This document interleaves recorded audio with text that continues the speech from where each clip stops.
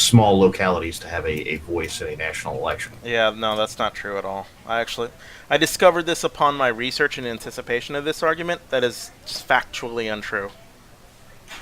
So the premise of the Electoral College was really more about protecting slave states from non-slave states, and not big or small states from big states. That's point number one. Point number two: the Electoral College, as it stands today, even if that is the function it serves, it is not the same Electoral College as the one the founders enacted. It's been changed several times. In fact, it's been changed in such a way that the original founding fathers, Alexander Hamilton and James Madison, actually objected to the Electoral College being moved over to a general ticket system, which is to say, electors are pre-committed to a certain ticket. Electors, how do you mean? I mean, when the Electoral College was first envisioned by the founders, what they envisioned was a system where the electors deliberate amongst each other for the best candidate. It wasn't about protecting big states or small states. It was basically like picking a jury of people to determine the president. And the reason they arrived at this conclusion was because they wanted to get these slave states in the Union without making it a parliamentary system. Like originally it was modeled after the Virginia Plan, which was basically like a parliament where parliament decides the prime minister. It was basically Congress is going to decide the president, which is why there's 538 electors. But to get the Confederates, Confederate, well, I guess we really were Confederated States then, to get these states in, they had to compromise on not allowing Congress to strictly decide, but to allow, electors who act on Congress's behalf to decide instead. I don't know where you're researching, but you're a little out of bounds here. So I got this straight from Wikipedia. I mean, okay. and that's not to say Wikipedia is right, but tell me where I'm wrong.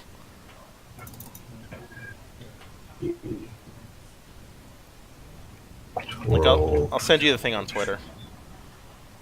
I assume it's just the main Electoral College background section. Yeah, on Wiki. It says there under original plan. I can read. Right, the original part of the Electoral College was based upon several assumptions and anticipations of the framers of the Constitution. Individual electors would be elected by citizens on a district-by-district basis, which we don't do. Each presidential elector would exercise independent judgment when voting. That doesn't happen anymore. Candidates would not pair together on the same ticket with assumed placements toward each office of president and vice president. We actually had to amend the Constitution because that was a little bit of an oversight. The system as designed would rarely produce a winner and thus send the election to Congress. Has happened once in our history.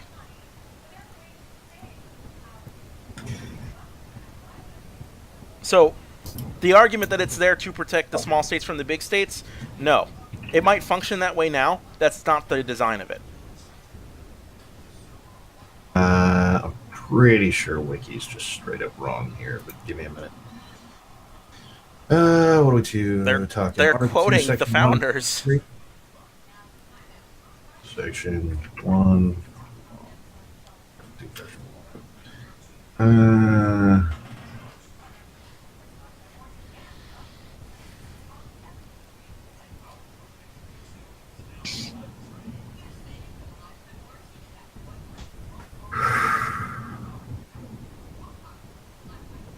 Okay. This is easily resolvable. Do you think the Electoral College as it stands today is the same one the founders enacted? No, but then neither why is the Constitution. So right, so what? Well, this is why I don't like founding father arguments in general, or original intent arguments in general, because clearly the founders intended for us to be able to decide they were wrong here. Well, so the original intent argument isn't about whether or not they were right or wrong. It is about how you interpret what they wrote. And that is a conflation that gets made a lot, right? So clearly they intended the Constitution to change, otherwise there wouldn't be an amendment process. But on the other hand, they didn't mean, well, take whatever we wrote and make it mean whatever you want. Okay. Yeah, I agree with that in general. I mean, the people who are making the thing mean what they want are the people who are asserting that the Electoral College is to protect small states from big states. It's in... And this is something you ceded to when you yourself said the Electoral College today is not the same as it was then.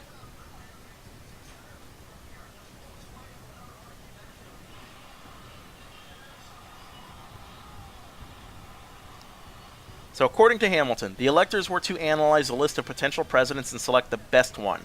He used the term deliberate. Hamilton considered pre-pledged electors to violate the spirit of Article 2 of the Constitution insofar as such electors could make no analysis or deliberate concerning the candidates. Madison agreed entirely. Which is to say, awarding all our electoral votes based on what our state decides and our electors are pledged, that was not the original design of it at all.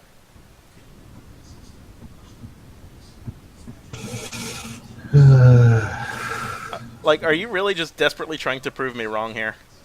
No, I'm just going and getting the Federalist paper about this because They quote it. Wiki is a no. They have their They sources. provide a list to which they say this is where it came from, and what they reference there is Article 2, Section 1, Clause 3, which does not say what they. So let's see.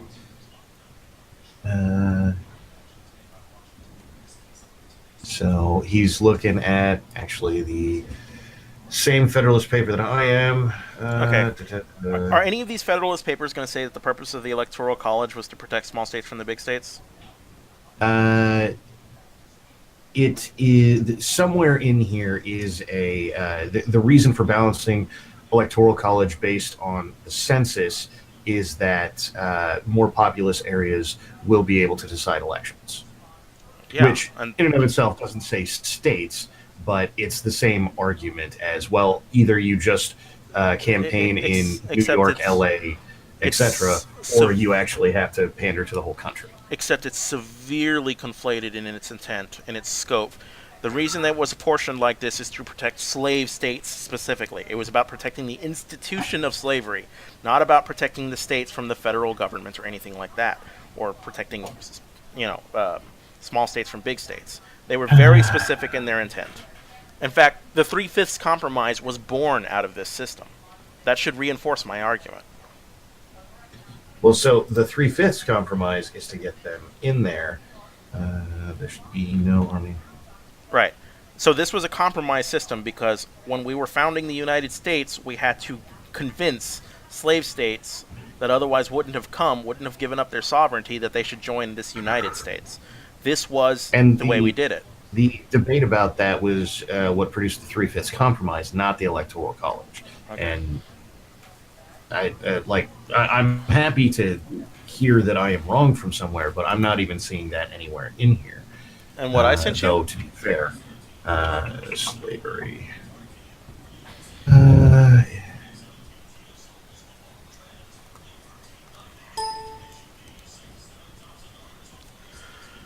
Madison acknowledged that while a popular vote would be ideal, it would be difficult to get a consensus on the proposal given the prevalence of slavery in the South. This is the quote. This is from Madison, Records at the Federal Convention, page 57. There is one difficulty, however, of serious nature contending an immediate choice by the people. The right of suffrage was more diffusive in the northern than the southern states, and the latter could have no influence in the election on the score of Negroes. The substitution of electors obviated this difficulty and seemed on the whole to be liable to the fewest objections. Which, again, agrees with what I said.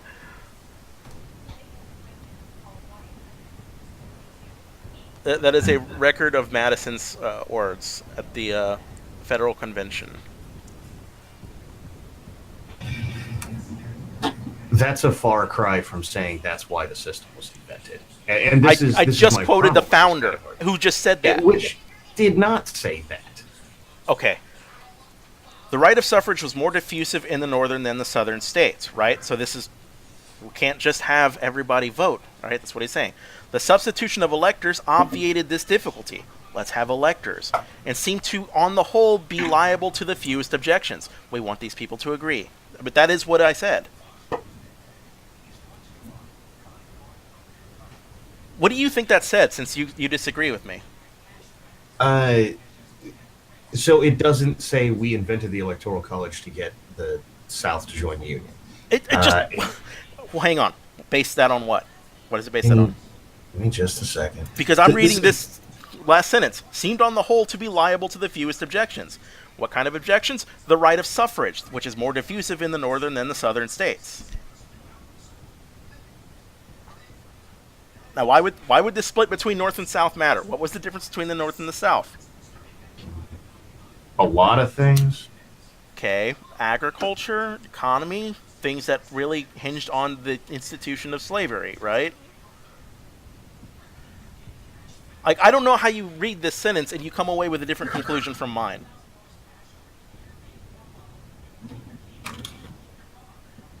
Right? He says it. There's a difficulty about There's a difficulty about making it an immediate choice by the people. Right? So there's a difficulty in going with a popular vote. Is what he's saying.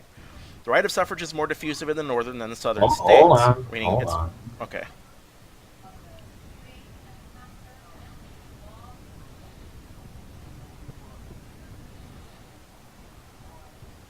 We're kind of stuck in a marsh here because you instantly disagreed with my facts. But I mean, I'm still waiting on what I got wrong.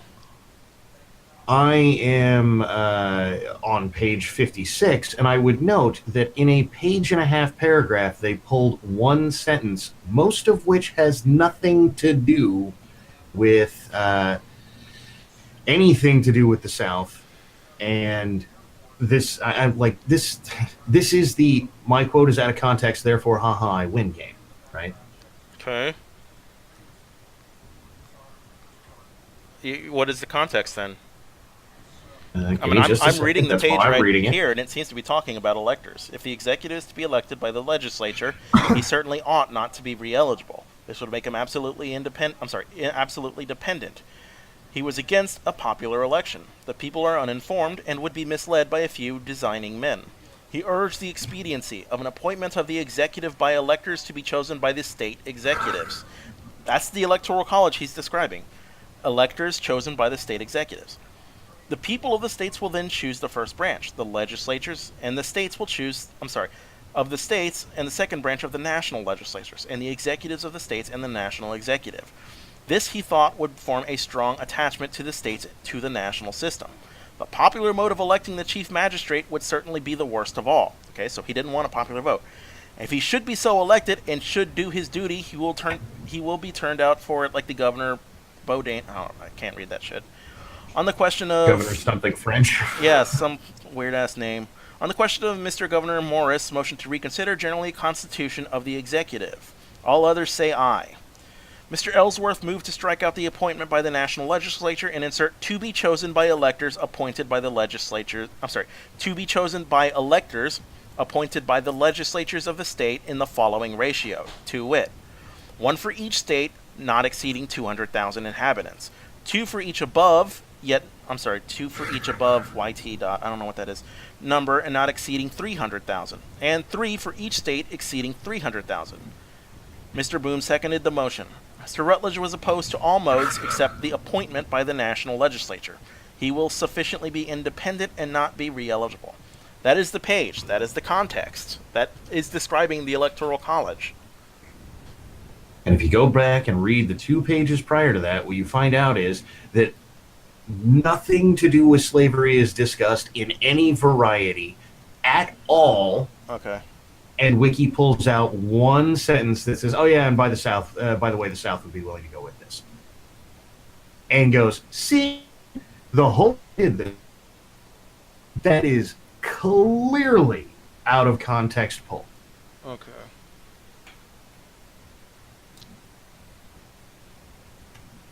Okay. Well, let's take away the slavery argument then. Let's just agree that it certainly wasn't designed to protect small states from the big states. Point to where you see that. If slavery is not eligible, you got to point to your something that supports your assertion. It's got to be about 53. Hang on a minute. So let's see here. Fame Spring. Blah, blah. The people at large was, in his opinion, the fittest in itself. I like that. Too bad he lost.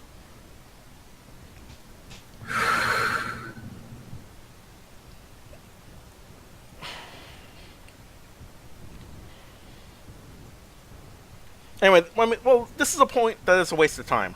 Like, I'm promising you, you're not going to find what you think you're going to find. No, there's an argument in here about population density, and I understand that we boil that down to protect big states or small states from big states, but taking a modernized equivalent of an argument and saying that, well, that's complete bullshit because they didn't actually say those words is, I mean, this is why I hate the we meme and argument back and forth at each other kind of shit, because no, it doesn't actually, to the best of my knowledge, say to protect the small states from the big states. It does, however, say that highly populous areas would just determine the president if we didn't have some sort of intervening method that would make sure that that didn't happen. Where does it say that? Give me just a second. I mean, I've read quite a bit of literature on this in preparation for this whole thing, and I never saw anything like that. But I mean, even then, again, this is why I hate going to original intent or founding fathers arguments, because they clearly disagreed. Like, you're reading them debating, right? Some people wanted the legislature to purely be the appointees. Some people wanted the people to be the appointees. So I mean, this thing, they weren't a unanimous body who had a agreed on a single thing. They vote for different reasons. You know, this was the least objectionable system they could get. So it's what we got. Well, yeah. I mean, that's going to be true throughout. However, going to if you're going to go back to original intent of these sorts of things, and the reason to do so is, well, this may have been an argument. Somebody won that argument, right? And so if you want to find out why it's there and what it's for, you go back to the guy who won the argument and you go, okay, what argument did you forward? Clearly, that's all we have to go off of as to why it's here.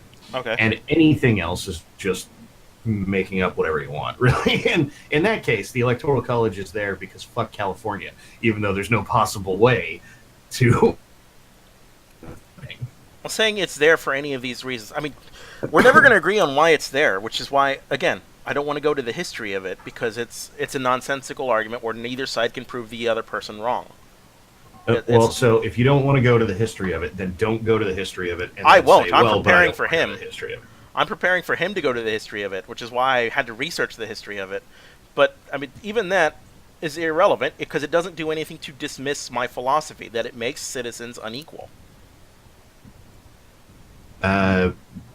No, it doesn't, right? And so, unless what you're asking for is direct democracy, then you're not going to get anything more equal. And most certainly, again, the thing that you have to argue against is tyranny of the majority. Why do I have to argue against that? If there wasn't an electoral college, whether or not it was original intent, California and New York would decide how this country works.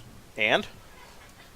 Like, why is that a bad thing if the majority of people decide how this country works?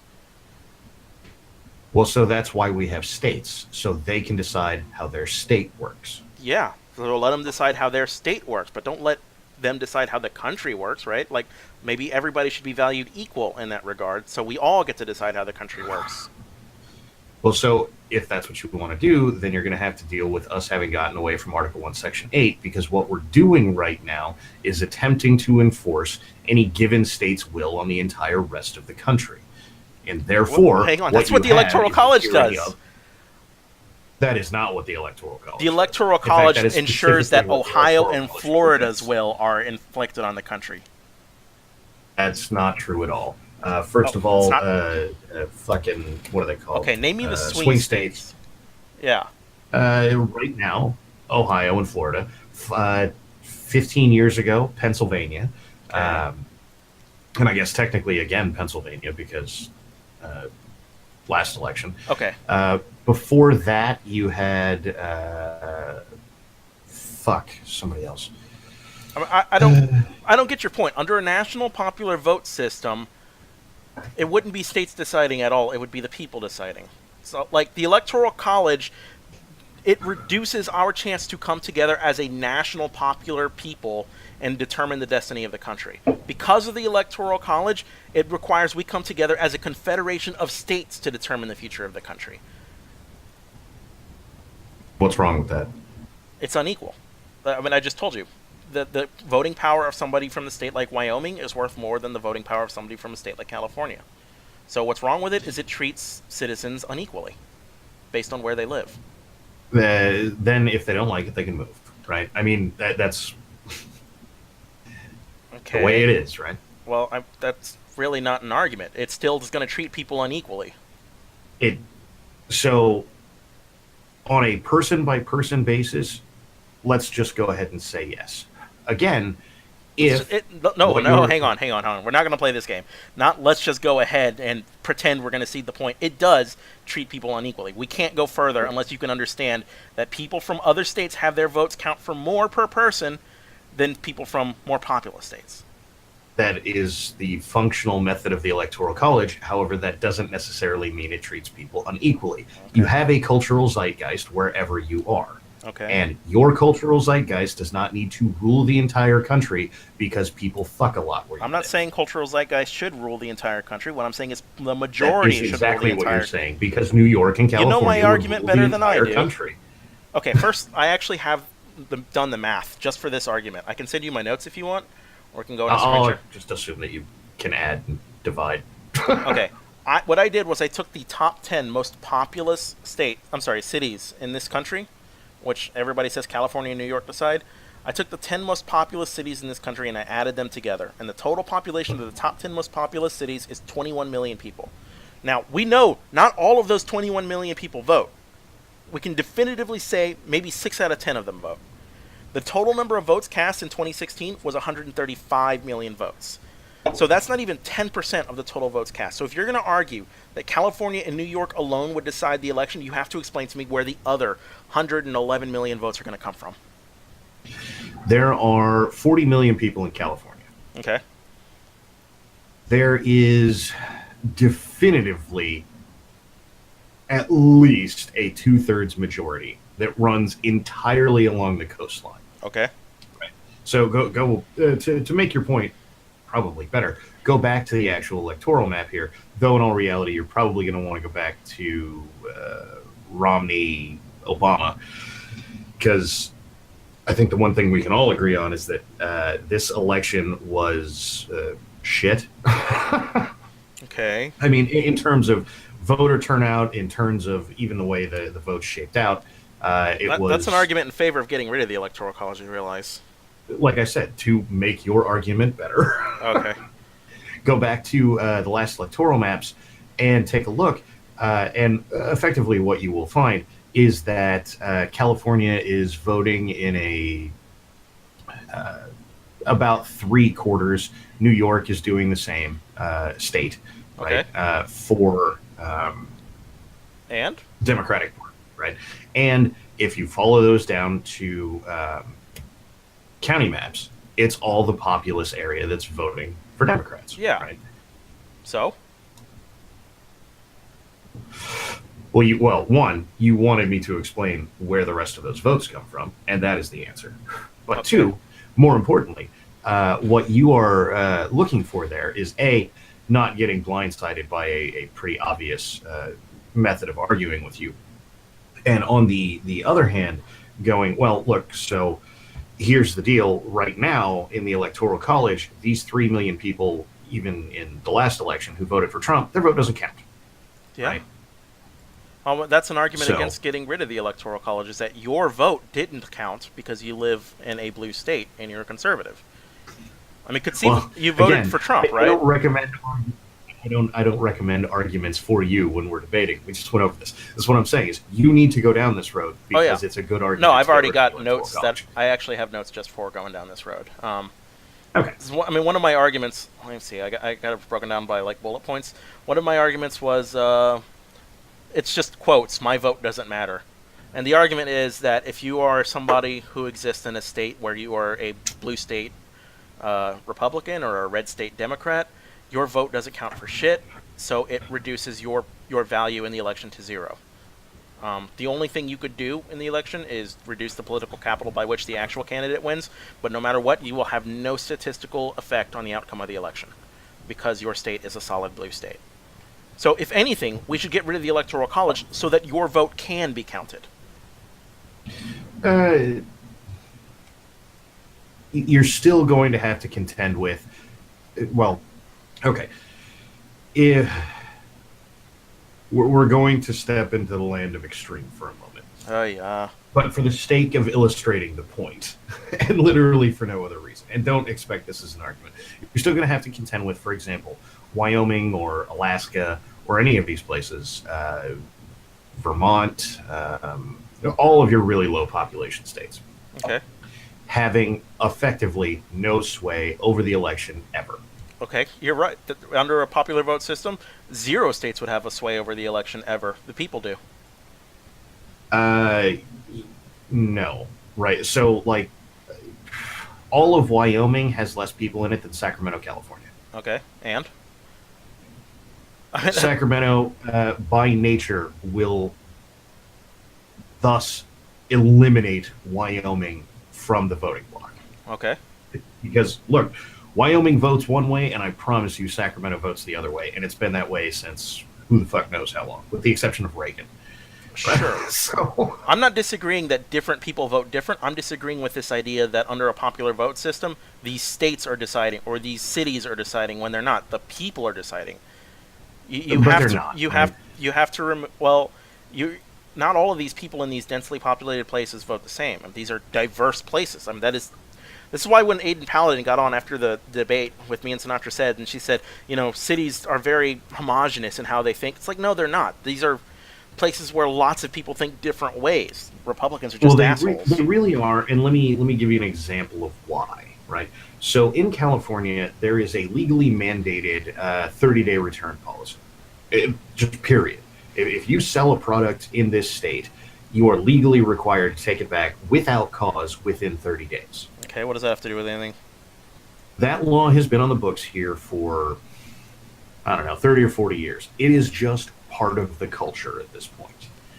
Okay. And there is a legitimate thing that happens when Californians move out of this state to any other state in the union, where they try to go back to, whatever store and go, well, hey, I bought this 20 days ago and it's garbage, take it back. And every other state in the union goes, it's not a thing. We have a 10-day return policy, and Californians lose their shit. Now, because that is just part of the culture here, finding out that it is not part of the culture somewhere else puts a pretty large barrier to entry to someone making an argument to California that it's not a good thing, because, well, it's already the way it is and it seems to be working out for us. I'm not sure I understand your point. What are you saying? What is to stop California from going, well, then the entire country needs a 30-day return policy because we have one and it's working out great? That California's jurisdiction is only in California. That's what's to stop it. Huh? What's to stop it? California's jurisdiction is only ends in California. Until they put up a presidential candidate who says, well, that's what we're going to do. Well, right? And by the way, you with can Congress. do it by executive order without a problem. Then deal with Congress. Like, essentially all this boils down to is you want your culture and your identity and everything about you want it protected institutionally, because your ideas wouldn't be able to win otherwise, because there are more people who think differently than you. That argument applies to the popular vote as well. There are... I forget what the next most populous state or next highest quantity of votes after California was, but it's a pretty substantial margin down. It's New California, York. By having... Actually, it's Texas. But I don't think it is. It is Texas. Our population's like 30 million. Well, let me ask you, if you're so worried about, the majority deciding what your culture is, which seems weird to me because the majority decide what any culture is, regardless of law, why have vote at all, and why not just simply have a monarchy or an aristocracy where a single ruler can decide on these things in our place? Because that's certainly not any better, right? Not any better. It's worse. It's worse than the people deciding, right? The people have a mandate. It's worse. Look, this is the deal with monarchies, right? Is it's always Russian roulette. If you get, I don't know, whatever it is. So is the Electoral College. So is the popular vote. Right? No, we kind of decide with a popular vote. That's the benefit. We really don't. Well, yes, we do. The majority of us decide something. Under the Electoral College, 9% of the presidents we've ever had have become president even though they weren't the popularly elected person. So that's 9% Why of don't you just say two? huh? Why don't you just say two? I'm sorry, 5 because I'm speaking historically. We've had 5 presidents who weren't elected by the people, which represents a failure rate of 9%. This is roughly 1 in 10. We're rolling the dice. Imagine if any institution functioned like this. Roll the dice. 1 in 10 chance of having somebody control the nukes that nobody elected. That's Russian Well, roulette. clearly it's not nobody. Okay, well, fair point. Maybe I should say the people didn't elect. They did, and you just don't like the No, method, right? no. The electors elected. You have to realize that even under the electoral college system, that even if 99% of the country voted for this one candidate, the electors can choose to vote for somebody else. No, they can't. Yes, they On a can. vast majority basis, they cannot. Yes, Most they states can. have some law. Most states have some law that say if the electors do that, they will be imprisoned. Okay, then they get imprisoned. But you know what? They decide to implement their ruler before they do. Like no state It, has any law that invalidates their vote. They have laws I'm punishing them pretty for sure being they faithless, do. but they have no law invalidating their vote. Well, that's like saying you can kill people. You just go to prison afterwards. Like Well, I mean, it, that's functionally you that's true. exactly, and yet murder is not legal, right? It's not. Well, you just can go do it. Right, but this is a little bit different because we're talking about a large scale bureaucracy. The decision these electors make. You're talking about the freaking Illuminati, is what you're talking about. Well, they all get together in these Why? big. Precisely. That is precisely what I'm talking about. I'm talking about an institution that could allow a coup d'etat in this country very easily. Why would you leave that open? Be- Uh, just because it's not a thing. I mean, We've had consider faithless what electors you're before. Why are you saying that's not a thing? We've had faithless electors. having faithless electors in some small scale is not the entire country worth of electors getting together and going, what we're going to do. Why leave It, that as a possibility? That's what I want to know. I understand it's not the same thing, but we've had faithless electors before, and conceivably we will have faithless electors in the future, so why leave the door open to that kind of abuse? because the abuse of direct democracy is always worse. No, it's always better. What are you talking about? No, It's anti-elite. It's a referendum of the people. what a People's load of voices crap. are valued It is a equally. very direct by votes system, and it consistently produces results where states, and I don't mean that as in state of California, I mean governmental bodies, uh, end up producing massive welfare systems that bankrupt the state in question and then dissolve. And that Okay. is what has happened in every single direct So democracy so what? in history. So what you're except for Switzerland, except what you're saying is once again you want your values and your ideas to be protected institutionally. No. Okay.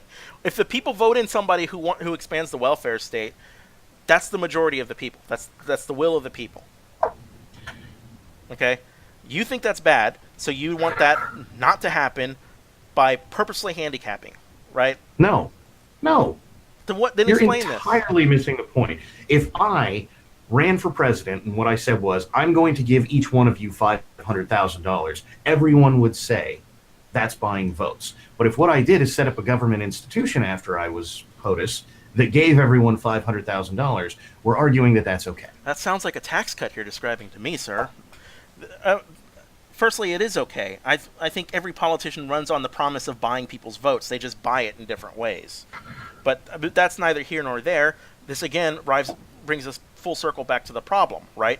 You're going to have people being elected president who the people didn't want. That's always true, even in direct democracies. Yes, that's always true. Not 100% of the people can be satisfied. That will always be true. I agree with that. Why make an institution where a president can be elected with only 22% of the popular vote? Because that's never going to happen. No, why do you say never? It could. right? It The could, but it's minimum not going to. required popular vote to become president in Yeah, this country is I watched the 22%. CGP Grey video, and what it is doing is taking a mathematical possibility and saying, see, this could happen because of the way it's set up, and that's therefore on the table as an option. And It it's not. is. Take a look at the votes that are the states that he suggests to I've do, watched and the it I've is so unrealistic Okay, you're not that giving me an saying that argument it's in favor of the possible. Electoral College. I keep telling you it makes us unequal. I keep telling you it opens the door for coup d'états. It's all these different It doesn't things. open. So, look, Sure, it it does. is Sway. physically possible for the U.S. military to take over the country tomorrow. Yeah, And yet, while that has been true throughout all of history, it has never happened. Why? because they don't want to. How the fuck would I know? You have the same issue here, right? Like Okay, this is we're physically possible, and yet has never happened, right. and will never happen And if it were to under happen, basically any and circumstance. if it were to happen, what is the most viable, legitimate way to make it happen? The Electoral Uh, College. no, Yeah, you only need to sway a few electors to vote for your guy. That's how you can make. I mean, again, we come back to this issue of faithless electors. Yeah, states might have laws requiring electors be faithful to their states, but if electors aren't, their votes are not invalidated. Their votes still count. This is a door that is open for serious corruption.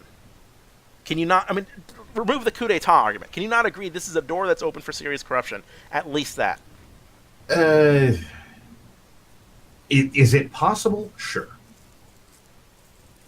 And look, if we're even remotely going to begin talking about it, like this is, oh, God.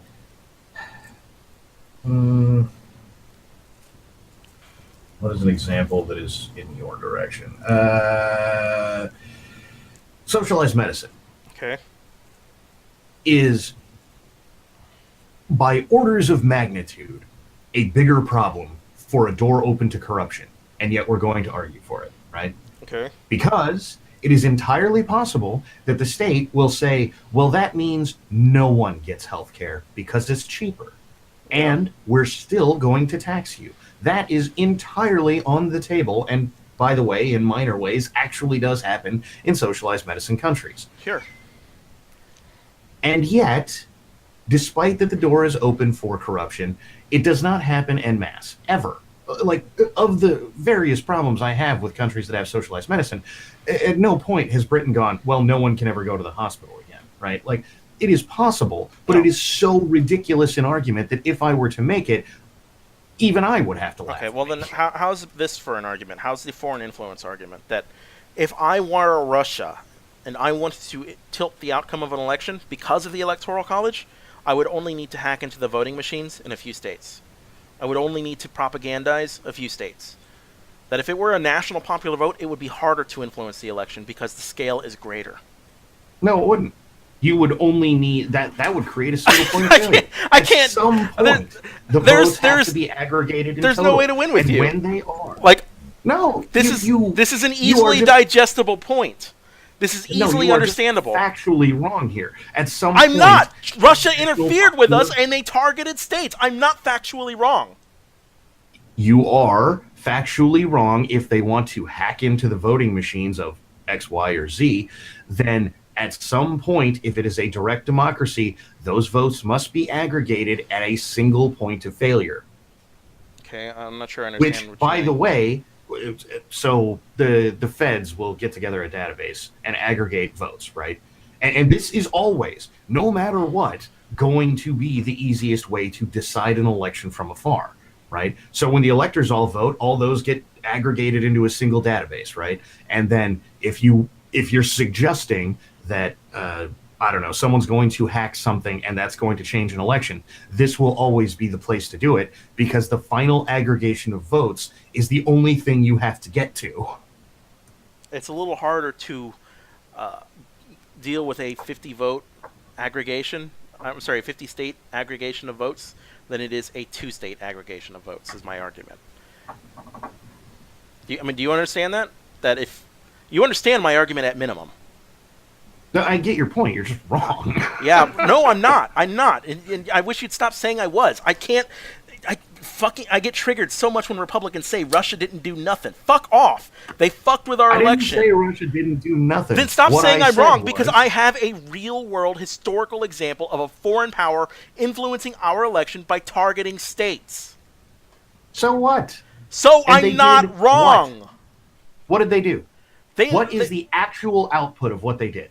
well, in some states they tried to hack the voting Nah, machines. not tried. What did they do? We don't know the full extent of what they did, but here's what we do know. So now you're guessing and applying. No, I'm whatever telling your you guess. precisely what I know, and if you'd stop interrupting me, I could tell you the full extent to what I know. What we do know is they tried to hack the voting machines of certain states. What we do know is they launched very sophisticated propaganda campaigns in certain states.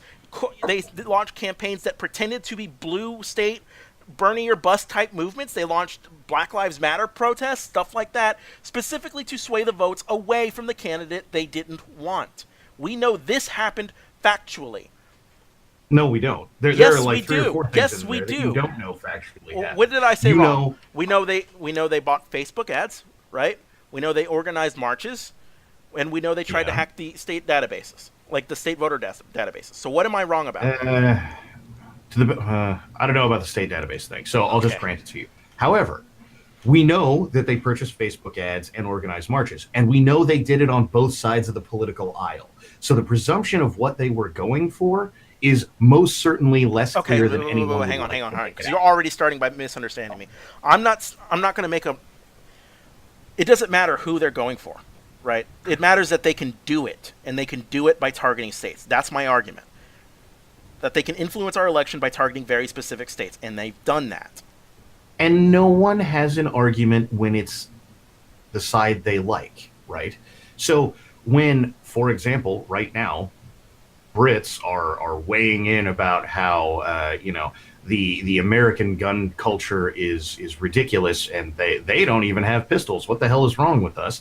Everyone lets that go by. That is influencing either elections, depending on how you want to look at it with 2018 standing, or more accurately, I guess you could say, our Constitution. Now, all things considered, having one POTUS, no matter how much you disagree with him, hanging out in the White House being a douche is less impactful to the country than saying repeal an amendment. Okay. I'm not entirely in a disagreement with this. This doesn't do anything to disprove my point, though. Like, I mean, you made a very specific descriptive claim. You made a very specific fact-based claim, which is that I'm wrong about what I said, when I'm not. And Yes. that's what bothers me. No, I'm You're not. assigning an objective, and therein you become wrong. I'm citing experts. They said their objective was to influence. I mean, I can't with Republicans. Yes or no? Did Russia attempt to influence our election? Sure. Okay. Yes or no? Did they do this by targeting certain individual states? Harder Don't be to chicken say shit. sure. Okay, let's. We're gonna have to move on from this topic, because every single time I try to talk about what Russia fucking does, I'm met with a brick wall, and it's so stressful because people have resigned themselves from reality. Like Not at all. they love James You Bond are movies, and then they completely ignoring a wide variety of things that actually happened here. I'm saying you are. What are you talking about? I said very specifically what they did and how this supports my argument, and you keep saying wrong. You're ignoring me. I'm not ignoring you. I am agreeing that they purchased Facebook ads, that they organized protests. And they did what this you by seem to be state. ignoring. Hang on, and they What- did this by state. You keep Yes, leaving that they part out. targeted each individual argument by state, and it was to create discord pretty clearly, because Okay. in red states they promoted blue things, and in blue states they promoted red things. Okay. Depended on topic. Fine. They did it to create discord. If a foreign power wants to create discord in this country, it's easier to do it by targeting states, by individual states, than targeting the entire country. Do you understand this? This is an irrelevancy that would remain No, true it's in a not. popular This is vote about the system. No, it's not. With a popular vote Yes. system, it is harder to make a 50-state strategy for swaying the votes, because every vote counts equally. That is going to be an irrelevancy. The reason you target states is because states have a cultural zeitgeist. And if you want to sow discord in Right. states, You what you do exploit is the fight that zeitgeist. state's cultural zeitgeist. And that has no bearing on the Electoral College. It has every bearing on targeting your opponent in what you think will cause them the biggest problem. Which is the Electoral College. That's what would cause them the biggest problem. Do you not see this? If you want to fuck with Ohio's cultural zeitgeist and you want to change or mess up the elections in Ohio, you target Ohio's cultural zeitgeist and it ruins the prospects of one of the candidates getting elected. It is not a natural, fluid, normal thing, right? It is a very artificial interference in our electoral process. Campaigns are And the part of our Electoral College is an irrelevancy to that. No, it's not. It's the problem of that. That you Not only in the have. slightest. I can't win with this. I mean, it's a very powerful What, state what that would you be the need difference? to The win. presumption here on your behalf is that they will target by state, and that will mean that states will vote in some direction, which will output in the Electoral College and change who's the president. What would be the difference if they just swayed a majority of votes, or swayed the centrist side of the vote in that state, and so the vast majority of those who weren't immediately The going to vote right or the left voted the direction that they said? The output would be the same. okay, the output would be the same. The difference is the degree of ease to doing one versus doing the other. The difference is the difficulty. That's an You important still difference. That's you like still saying, have states voting okay, their electoral college votes in the same way as the popular vote. The except some of us result would be the don't. same. Okay, Who yes, there doesn't? was. Okay, if you shot 200,000 Japanese people in the head in Hiroshima, it's effectively the same as bombing them. But one of them's more difficult than the other. Like, that's what I'm saying. One of them is more difficult. Can you understand this point? In which way would this be more I difficult? just described Whose it. I've been describing it. whose electors are voting against the popular vote of the state? Um, well, the argument is that the popular vote of the state individually can be influenced, and that will influence the electors. Yes, but then, therefore, if the popular vote can be influenced, and that's what influences the electors, they would have the same problem under a But democracy it's that they have easier. under the Holy electoral shit! college. It's easier. You keep going back to the end result. I'm talking about the process of getting to that end result. It's Yeah, easier the with an inciting electoral point, college. the inciting point and the end result are the same. Who gives a shit I about do. like I want to make life hard for our enemies. I'm it's patriotic like it's that. the same difficulty. No, it's not. I can't. Okay, we're gonna have to move on because I'm gonna like shoot myself in the face if we keep doing this. I'm sorry if I'm like being really aggressive. Ah, no worries, man. God, I can't. Every time I talk about Russia to Republicans, it just drives me the fuck nuts. Okay, so we can. I don't suppose you'd buy the voting fraud argument either, right? Like that. Conceivably, if you wanted to commit voter fraud to influence the election, you'd only need to do it in certain states because committing voter fraud in California is really not. It's a little bit harder, right? This all ties back Well, into the difficulty of these things. okay, so frame your argument there. The words. Frame your argument better there, because I get what you're going for, and you're gonna get just caught in a fucking My brain bullshit is to me. So it's a pan of scrambled eggs right now. influencing the outcome of the election requires more voter fraud in California than Yes. Wyoming. Yes. Right? So Substantially and more. knowing that that's what you're going for, that is a pretty relevant point. I mean, you would have like. If you wanted to swap California to red, you would need to fabricate like 5 million votes, right? Right. So, But if I wanted to swap Ohio to blue, I'd only need to like fabricate 2 like million or something like that, or a million, substantially whatever. less. It's substantial. It's in the hundreds of thousands Right. range. Sure. And so, at least certainly there. Well, like I said, just frame your argument better, because personally, I think that's a much better road to go down. I will. Uh, I'll think about it. To be honest, my brain's a little bit of scrambled eggs, but I'll figure that out. So I mean, the vote power per person doesn't make a difference here. Let's reframe this argument like this, because we'll go back to this. Let's say instead of allocating votes based on state population, we did it based on skin color. That if you were I mean, if we didn't have an Just go electoral back to that college, three-fifths compromise. if we didn't have an electoral college that helped I mean, it's about protecting minorities from the majority, right? If we didn't have an electoral college that devalued your vote as a white person, only white people would run the states. So, I mean, how would you feel about a system where it requires 4 people's white vote to equal 1 person's black vote, or 1 black person's vote? Assuming we were an ethno-state, that would probably be the correct way to go. Well, we're not. So, I mean, how would you feel about that system? Uh, well, seeing as we're not an ethno-state, then that's probably a bad idea. But what's about protecting the minority from the majority, right? We're not really a Sure. democracy. Right.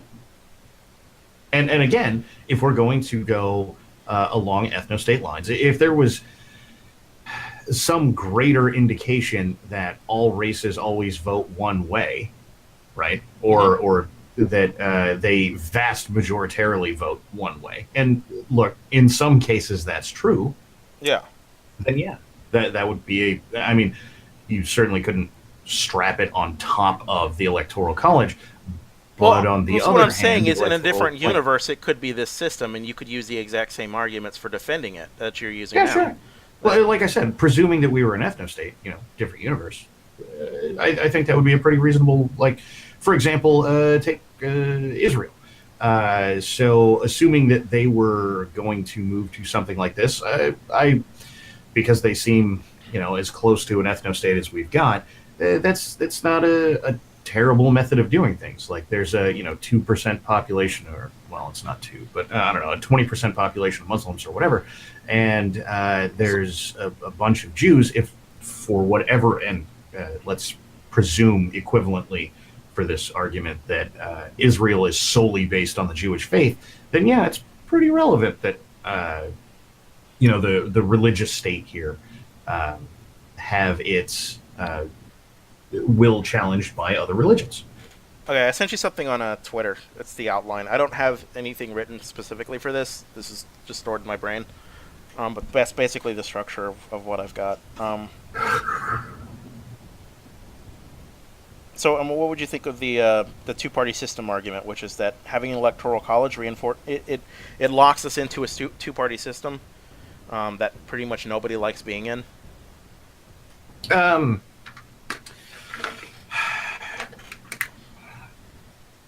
Your problem there is with, I know you're watching CGP Grey, so your problem there is with first past the post voting, right? Yeah.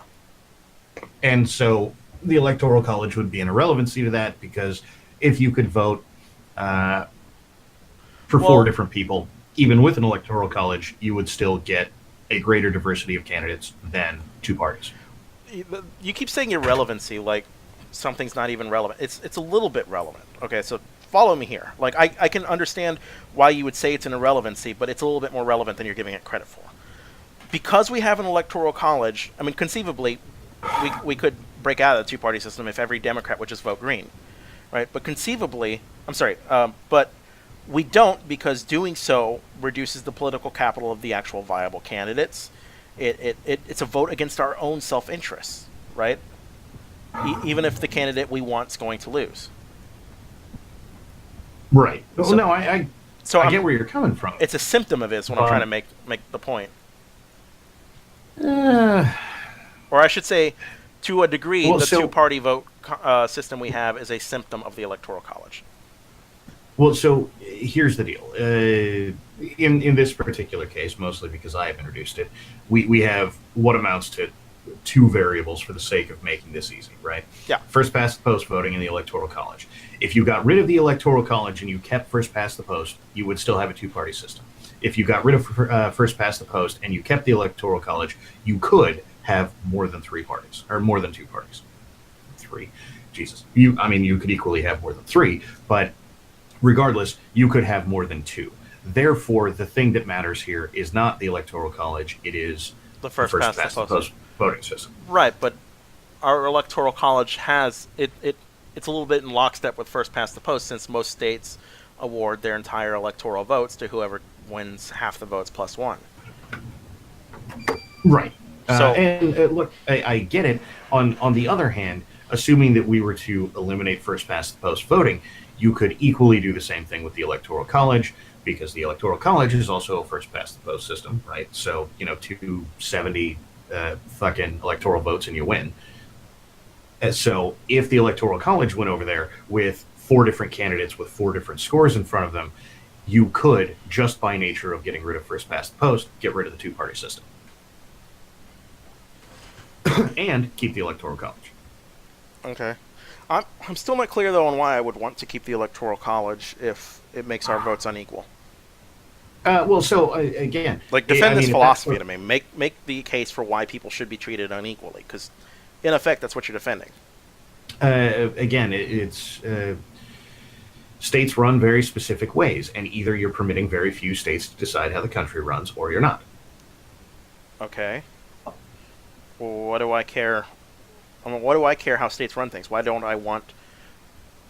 I mean, maybe I'm lost. Like, people say California and New York shouldn't decide. I don't see why that's a bad thing. These are cultural and world economic hubs, right? Like, or economic world hubs.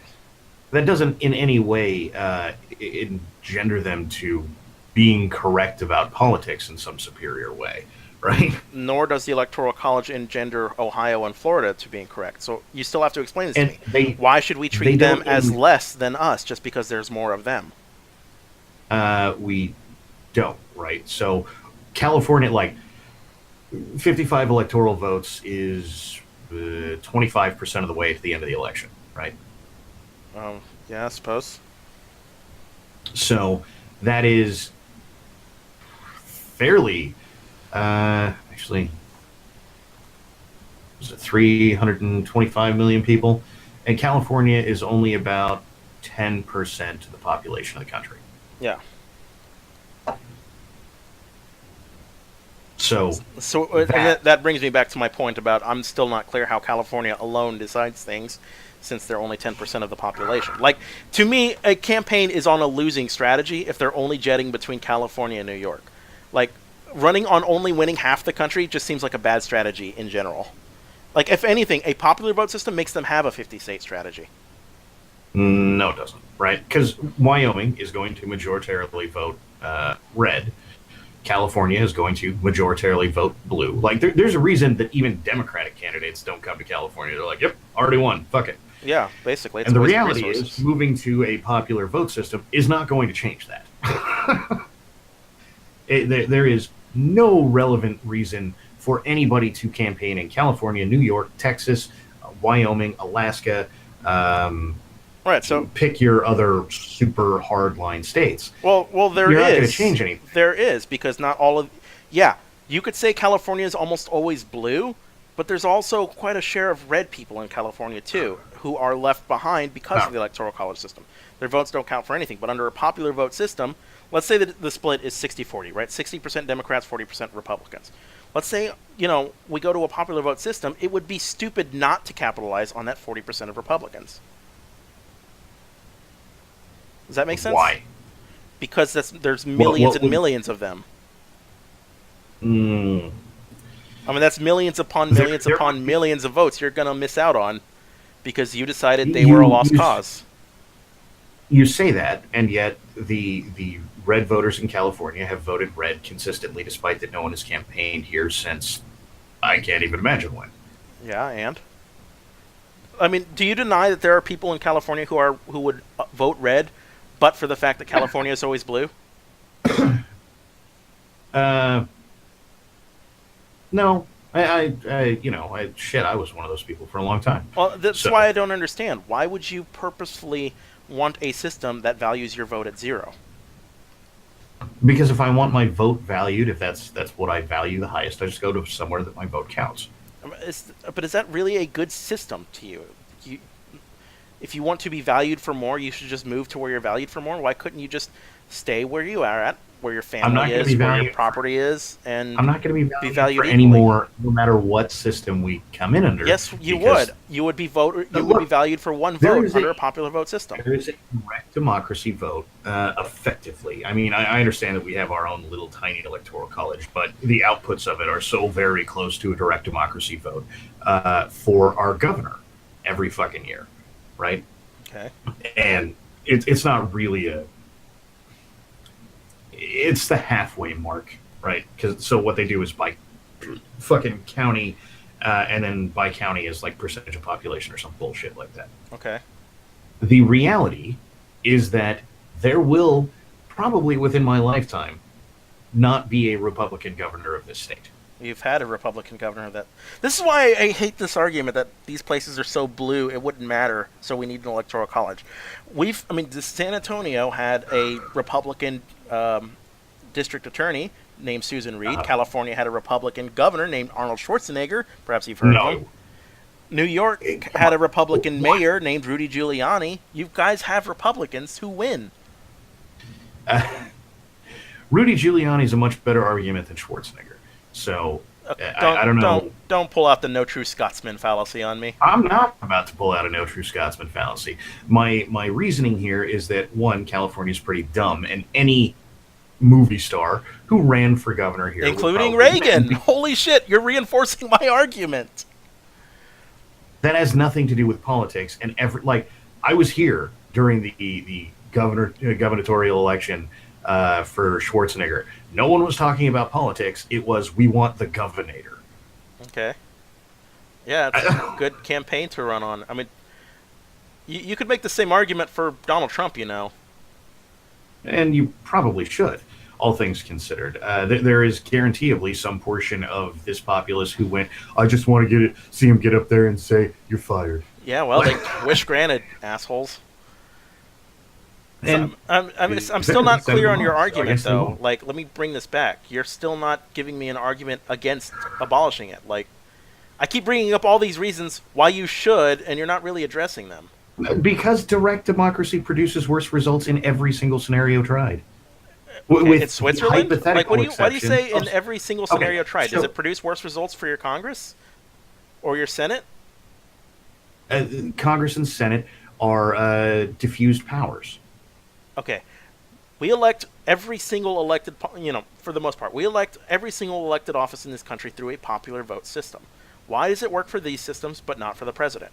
You have to justify it. Saying it gives us bad results, that doesn't tell me anything. Tell me why.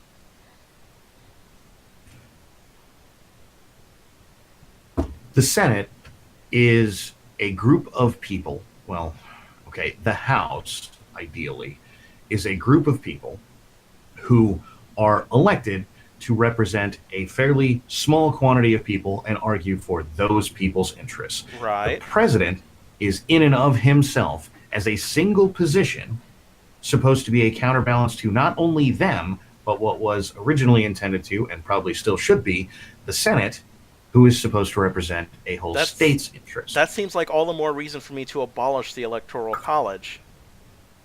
Because, like you said, senators are beholden to their whole state. Congressmen are beholden to their congressional district. A president should be beholden to the entire country. And they're not in a direct democracy system, certainly under one that is first past the post, because all you have to do is pander to the hardest edge. The same problem we have now, right? Except that whoever would be losing the popular vote at any given time gets to fucking walk somebody in there now and again. Okay, and? I mean, every single one of these responses can be met with "so what?" Like, you're not describing your argument. This was your claim, right? Direct democracy produces bad results. Justify that. That's what I'm still asking for. Tell me where and how it does this. Okay, do you have any modern results? Every country that is swapped over to socialism and or communism has at some point, directly before that, had direct democratic elections, which produced the socialist or communist state, which then turned into Venezuela, as a prime example, modernly. Because promising... Venezuela's not a democracy, though. Like, no, but it was. The whole point of the coup was because Maduro took... Okay. I don't get that result. Chavez was democratically elected, and he was well regarded. Upon his death, Maduro seized power. It stopped being a democracy. Not in Cuba, he wasn't. Huh?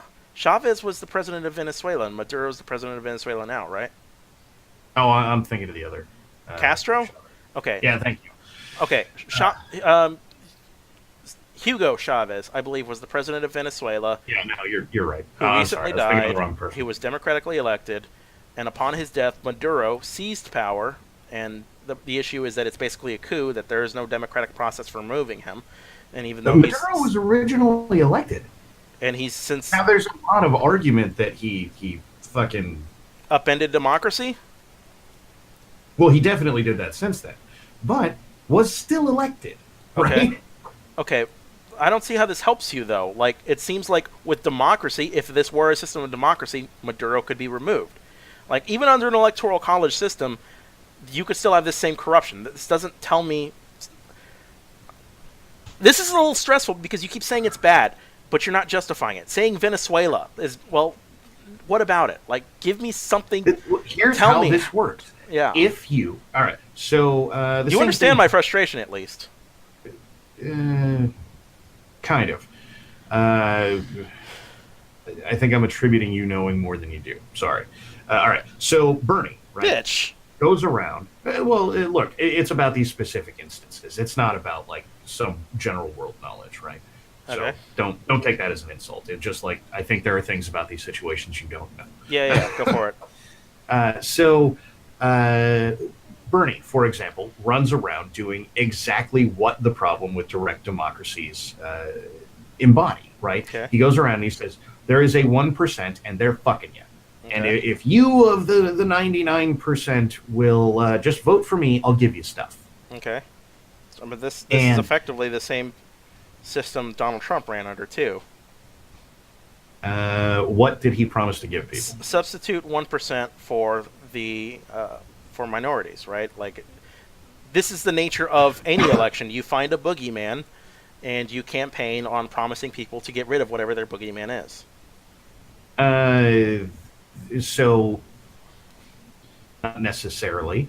And furthermore, there is a vast difference between I don't know. We're going to tamp down on crime, right?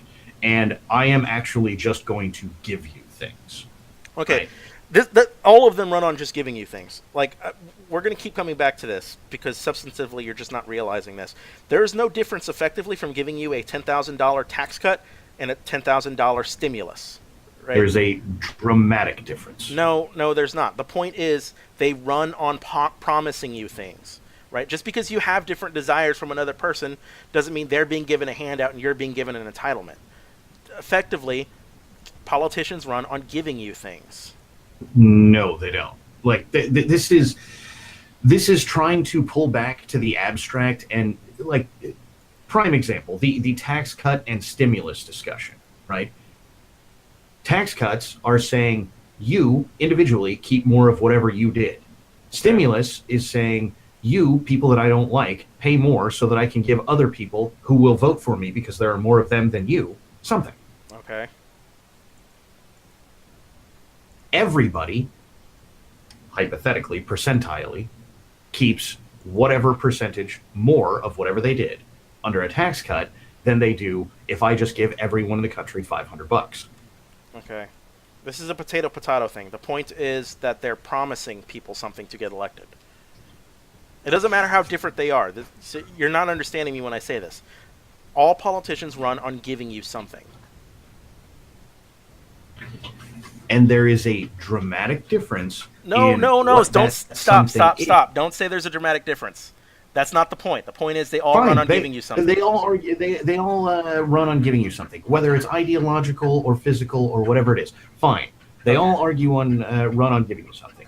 There is a vast difference, specifically in direct democracies, between giving you something ideological and giving you something physical. If I agree to give everyone in the country a car in a direct democracy, and I say the way that I'm going to do that is take all of Bill Gates' money, the only person not incentivized to vote for me in that situation is Bill Gates.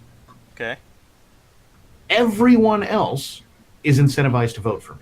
Except and this you. is a lot of the problem with socialism and why they end up destroying anything they have that is not government run. So this and isn't why an argument against democracy. This is an argument against socialism then. direct democracy produces socialism. Okay, and so this ultimately boils down to, once again, you don't like something, so you don't want it You want to Nobody likes the institutionally, results of socialism. except for the socialists. Don't say nobody, for one. Some people do, right? Literally nobody. You think socialists The never had a final good idea? How do you think they get people to be socialists in the first place? Like, how do you think they get them to win these elections? pretty easily. They tell them, "I'm going to give you stuff." Right. Other So people are screwing you. so people like it. Okay. So which is why I'm okay. Ultimately, what this boils Yes, down to, everyone again, likes this comes socialism back. when it starts. If No you'll one likes socialism when it ends. be that as it may, okay, this boils down to what I get sent to you on Twitter with my notes, where it says entitlement. This is the entitlement argument. That ultimately this comes down to people think differently than you do, so you don't want them to get elected. And No, instead of a it fair and doesn't. even that you just said, it does. You said this. The argument against direct democracy is it leads to socialism, and socialism is bad because everybody ends up hating it in the end. This isn't everybody ends up hating it. This is everybody ends up eating their fucking dog. Socialist stew involves cat. Okay, so ultimately this comes down to they do things you don't like, so you don't want them to win.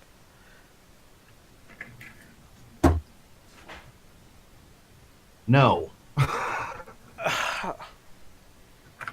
I am saying that direct democracy results very directly in vote buying to the most entitled in society. Okay. And? That is what happens every single time. Okay, and so what? This is about Is there some particular reason that if I make less money than you, I should go to your house and take all of it? Yeah, because it was voted on. That's literally just tyranny of the majority. So what? I would rather have a tyranny of the majority than a tyranny of the minority. Under the Electoral College, we are under a tyranny of the minority. Electors are Really? 270 people deciding the future of this country on your behalf isn't a minority? 3 million people preferring Hillary Clinton to Donald Trump? Donald Trump's not the minority? That's every single time there's a failure. A leader, right? That's an argument for direct democracy on every single issue, right? Which is just ridiculous. I'm going to make an argument for direct democracy on every single issue. I'm a Democrat. Saying that this is a tyranny of a majority is not an argument to me. Okay, I am perfectly fine with the majority's will being done. What I'm not fine is artificially making people unequal to protect an idea that isn't worth protecting. And I define isn't worth protecting by if the majority determines if it's worth protecting. If the majority decided tomorrow to kill Mexicans, would that be okay? Oh, of course not. But it's what the majority wants. Yeah. So it must be okay. It would be valid. It would have an air of legitimacy to it, right? But it wouldn't be right. So it would be okay. It would be okay legally if that's what the majority decided, right? The majority determines the laws. That doesn't mean it's just. You can't have it both ways. Remap to Godwin's law argument. I'm not having it both ways. I'm telling you that the tyranny of the majority is fine in that it is legitimate. That is the difference. It's fine. It's okay. It's good.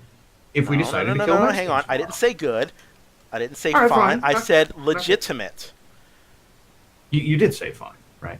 That's why I started with fine. Well, fine might have been a wrong heat of the moment kind of word. What I mean is legitimate. Fair enough.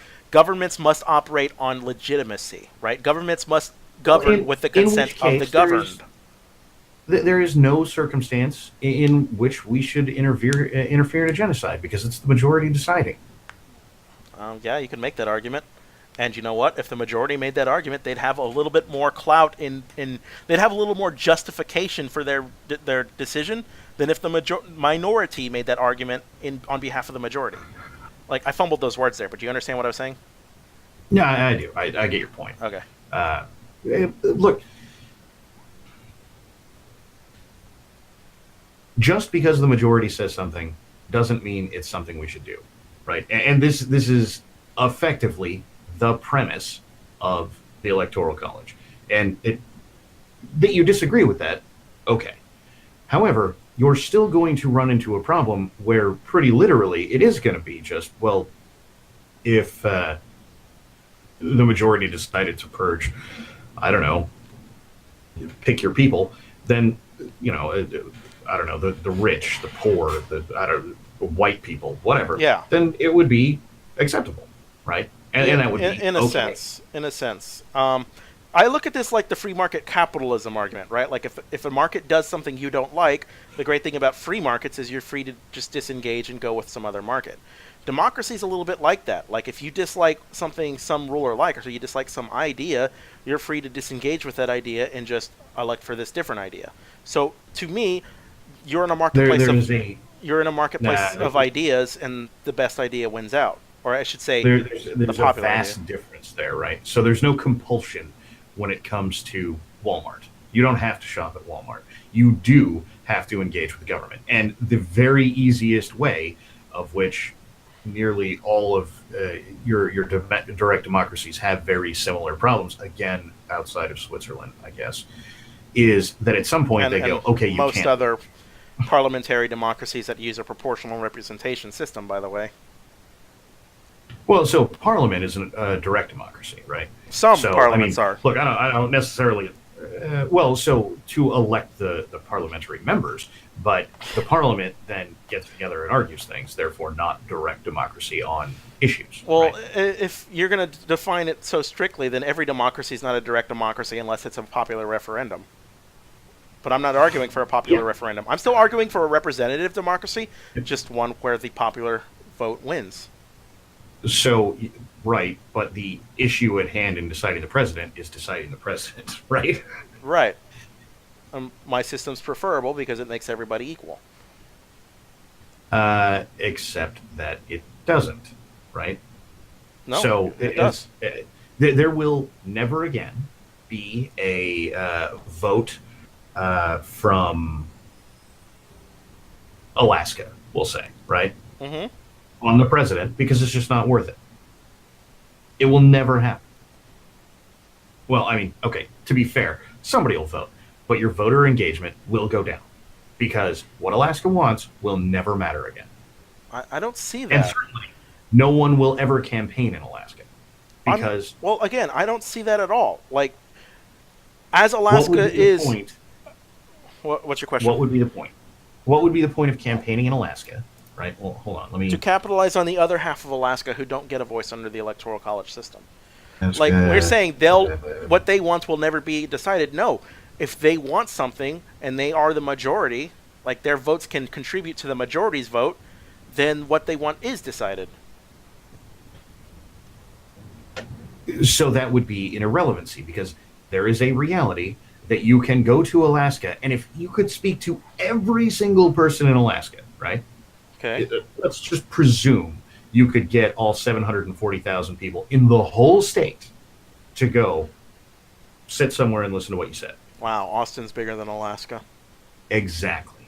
Why would you ever go to Alaska when you could go to Austin? Um, because there's 700,000 votes there. So what?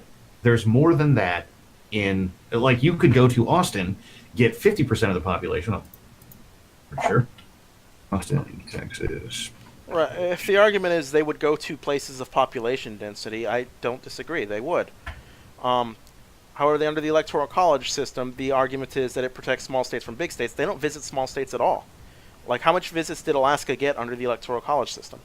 It's still, None. it's the same. Look, I'm not saying the system doesn't have its own flaws that preclude, like, for example, no one campaigns in Texas or California or New York or various other places that are going to vote however they vote. You don't get away from that by moving to a direct democracy. You just change it to everyone will campaign in Los Angeles, New York, San Francisco, because at this point, and basically since the advent of the newspaper, which was before the advent of the country, the people in minority areas will hear the arguments in some way, probably not a very good way, but they'll hear them. And the reality is, the only people you need to go glad hand are the people in population centers, as opposed to people in specific states, which, again, right at the moment, is swing states. But all you're doing is changing swing state to populous city. And by the way, don't don't pretend for a moment that major population centers don't vote Democrat. So you have kind of a twisted incentive here for you arguing to get rid of Well, it. they they do vote Democrat on the whole, but they don't all vote Democrat, which is again why it would seem By weird. vast majorities, and they Well, basically always have. well, again, firstly, 100% of the city of Austin didn't vote. So, and 100% of those who did vote didn't vote Democrat. So I don't understand why the neglecting argument still applies when it's like I said earlier, running on ignoring half of the population just seems like a losing strategy to me. It will be required under any system. I mean, ideologically required, sure. No, just Geographically required, I'm not so sure about that. chronologically required, right? You simply cannot go have crazy amounts of campaign time in all 50 states. We're a big goddamn country. Well, we certainly are. So all that is really being argued here is which places they should campaign.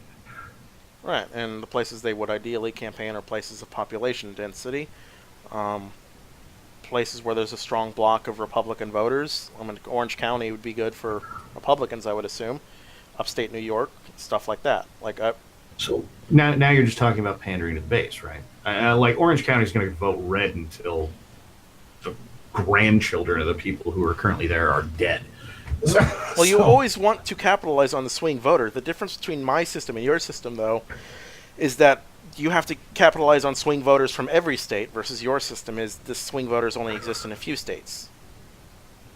That's a subsequent problem from when the Electoral College was created, too. Now, if you want to go say that electoral colleges should be percentile vote.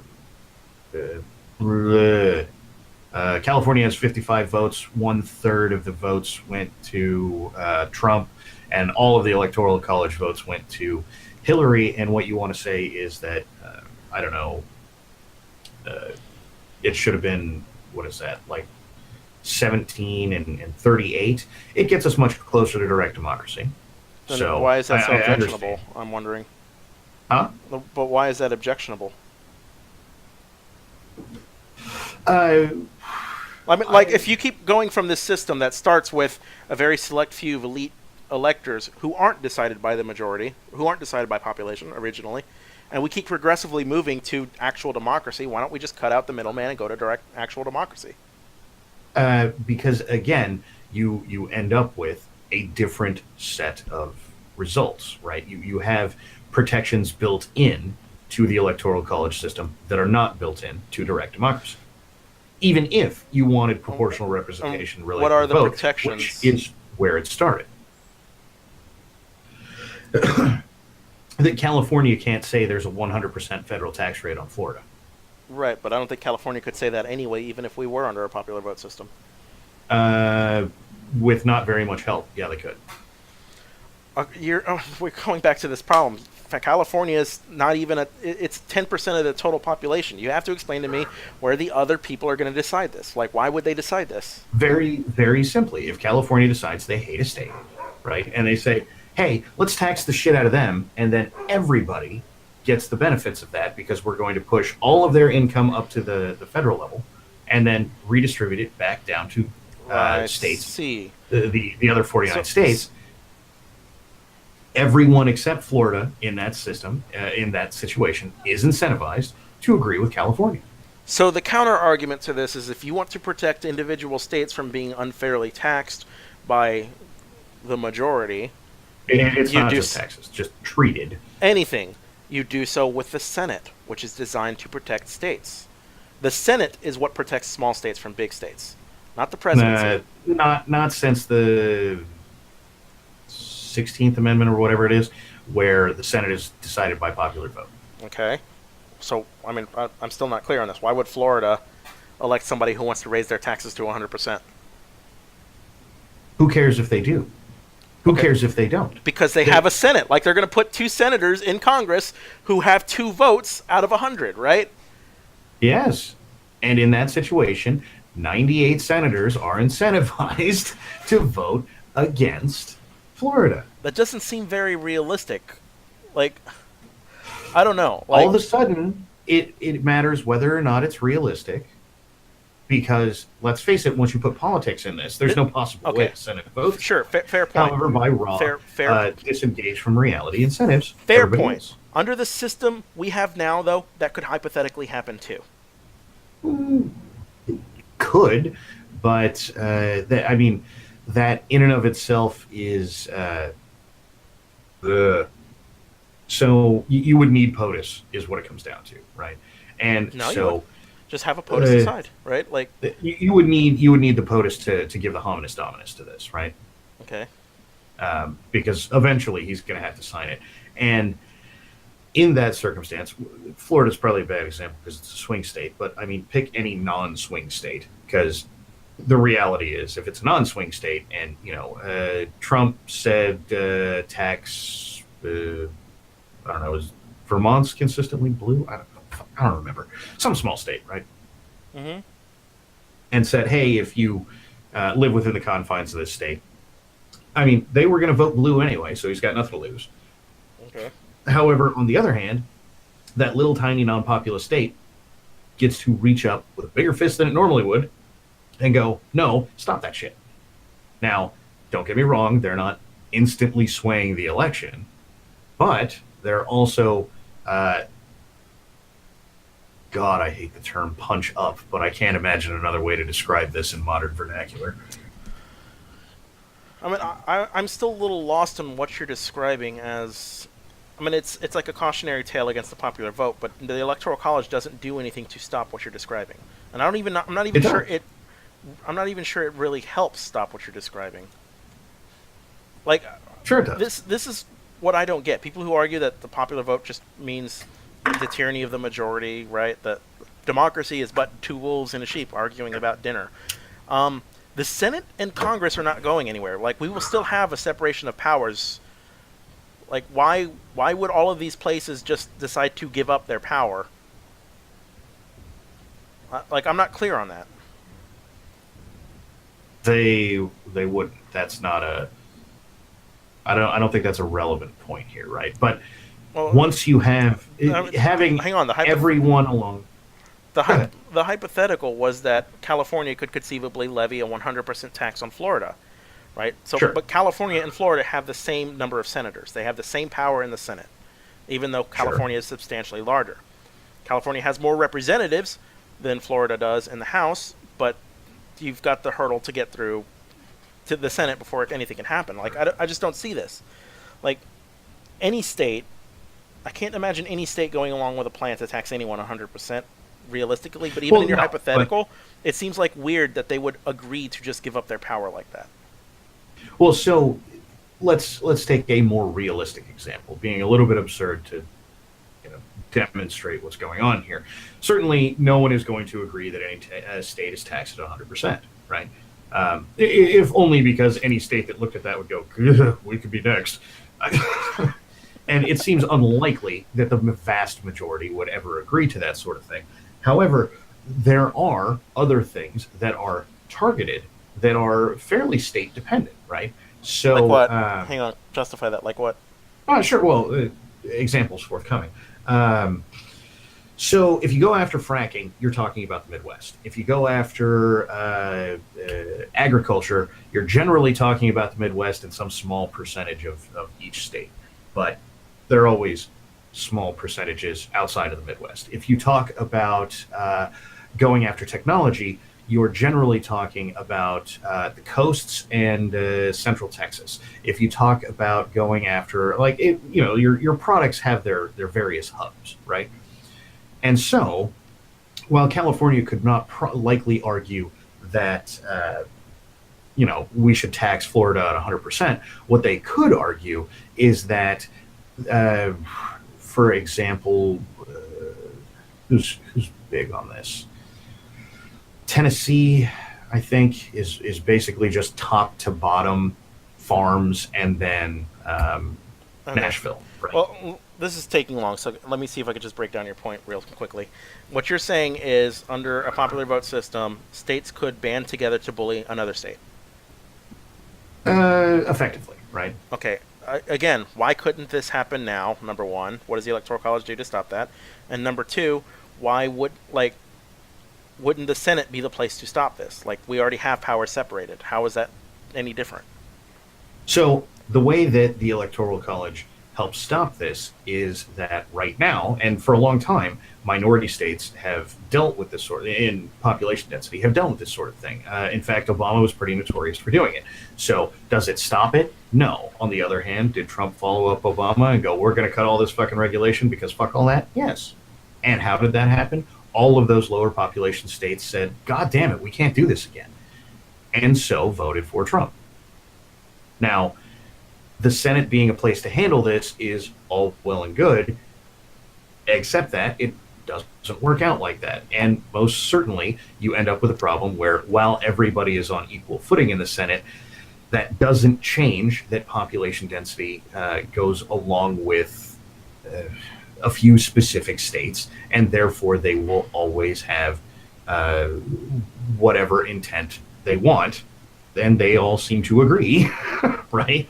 Right, but I mean, you're still not qualifying this. This is like earlier when you were like, it's always bad because it gives you results you don't want or something like that. Like, yeah, these places have more population density and they could have their own agenda in mind, but you're still not qualifying this to me. Like, why does the Senate stop existing? What is going to happen? The Senate doesn't stop existing. Then I'm not sure what you're arguing. What could happen to these places that the Senate couldn't deal with? Hypothetically, nothing. That's just not the way it works out, right? Otherwise, all of the things that, for example, happened with fracking under Obama wouldn't have happened, right? And the way that those states got to reach out and say, make this stop, was to vote for not Obama. Okay. I mean, I'm still not clear. Like, why? That's democracy working, then, isn't it? Like, if the majority reach out and say we don't want you to interfere with our fracking, that's the idealized system. The point here is that the majority will not ever reach out and say, don't fuck with a thing that the minority does that I don't do. Okay. Hang on. The majority will never reach out and say, don't fuck with a thing that a minority does that I don't do. Yeah? Yeah. So I'm still lost on how this is connected to the I'm really trying to understand, but how is this related to the Electoral College? Because it permits that minority to have some greater sway on POTUS, who, while not king, does have dramatically more sway over what happens in the country than any given senator or House representative. Yeah, I guess. I mean, to me, that the POTUS has more sway over what happens in the country than any senator or House of Representative. Like, to me, that's all the more reason to go to a national popular vote, because if he's going to decide what happens to the country as a whole should be deciding who gets to lead. Well, so this is where the protection of the minority comes in, because the minority you have it, the Senate. We're going in circles. You don't. Yes, you do. It's the Senate. The Senate is where your minority protections are, and a Supreme Court. This country operates on the division of power, very purposefully. This was the genius of the founders. Will dramatically change if you eliminate the Electoral College. I mean, it will be majority vote all the way up to the top. Hypothetically, let's say under a popular vote system, let me ask you if this would be an argument against having a popular vote system. The majority decide that citizens from a certain state should not be allowed to vote. I guess you could do that. I mean, it's basically the same as the 100% taxation point. Well, let's say they do that. Would that be wrong? I mean, morally, is it wrong to deny citizens the right to vote at all? Sure. Philosophically, that's an illiberal thing to do, right? You're a libertarian. Doesn't this contravenes with your idea of what a libertarian or a liberal should be, right? Sort of. But my view on voting is probably not going to help you much, because I'm all for landowner voting. So that's so antithetical to libertarianism. Like, that's just weird. I mean, Would you, just speaking in purely abstract form, would you find it objectionable to operate under a system where some American citizens were not allowed to vote?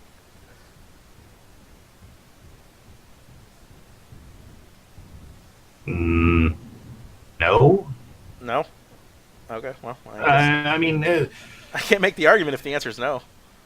yeah. Well, look, throw qualifiers in there, and then you'll probably have me right because Legal.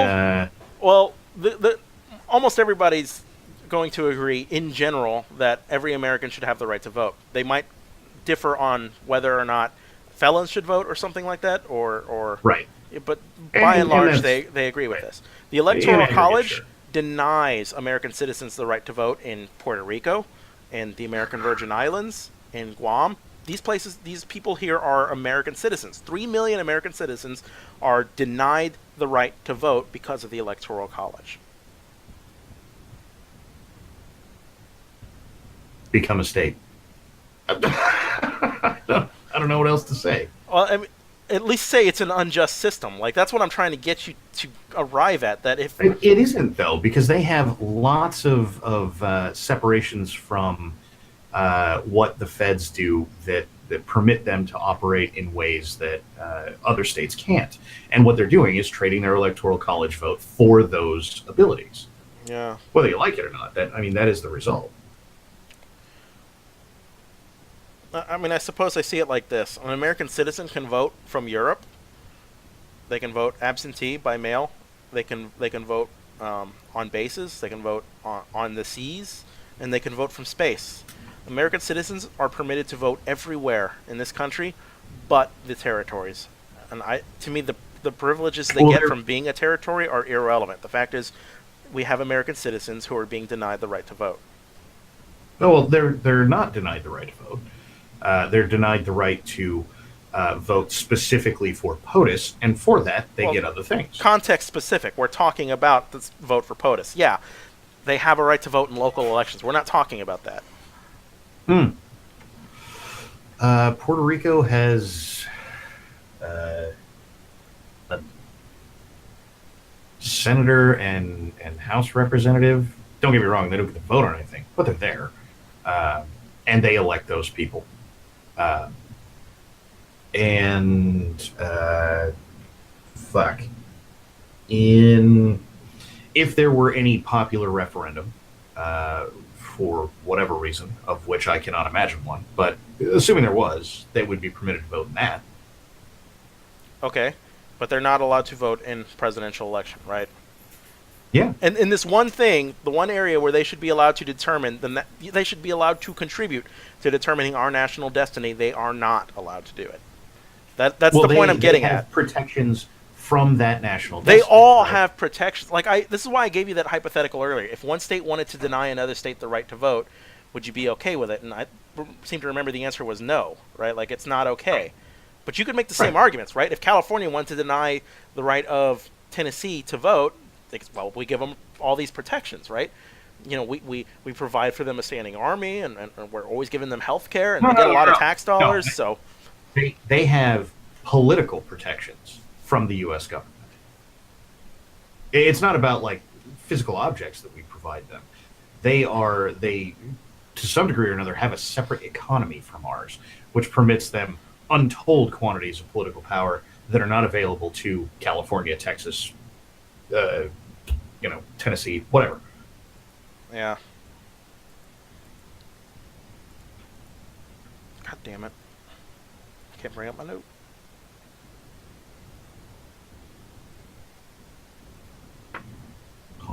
I can't think of any more arguments I got. I mean, I gave you everything I got. I got the 22% of the vote. Let's see. I gave you the philosophy, the my vote doesn't matter argument, the two-party system argument, the we are a well, I never gave you the we are a republic argument because it's a stupid ass argument to make. Anyway, thank you for helping me with the debate prep. I don't know that I've. Yeah, this was both stressful and fun. I don't know if I came away with anything better. I don't know. Well, I probably will think of something. fair enough. Again, I would add the opener, but other than that, All right. Well, I appreciate your help, sir. I'm gonna go and eat like a steak or something. Good plan. Thanks for your help. Have a good day. you too.